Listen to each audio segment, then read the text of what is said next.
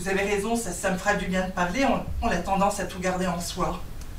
Je peux avoir un rendez-vous. De courtes scénettes pour illustrer l'enfer de l'addiction. Ces comédiens s'adressent à des professionnels du secteur social et de la santé.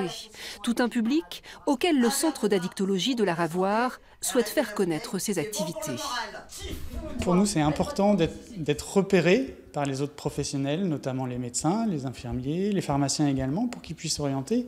Et puis pour que nous aussi, on puisse travailler derrière la continuation de cet accompagnement. Une prise en charge ambulatoire qui ne se limite plus aux réunions du type de celle des alcooliques anonymes.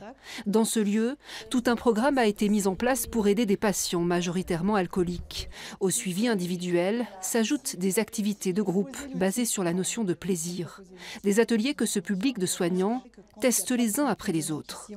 Vous voyez ici l'atelier senteur, où on va demander à des personnes de se remémorer ou des émotions liées à des senteurs, des souvenirs. L'idée, c'est de retrouver donc des sensations en dehors de la consommation du produit. L'association où je travaille, on fait de l'appui professionnel, donc on transmet de l'info. Donc c'est sûr que plus on connaît finement les différentes structures, mieux on peut transmettre de l'info qui peut être pertinente.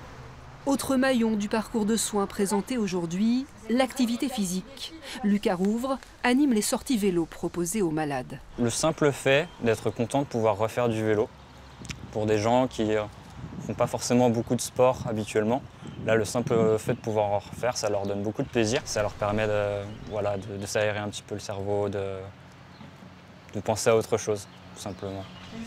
Et les résultats sont là. Parmi les 550 personnes suivies l'an dernier dans ce centre, la moitié ont amélioré leur état.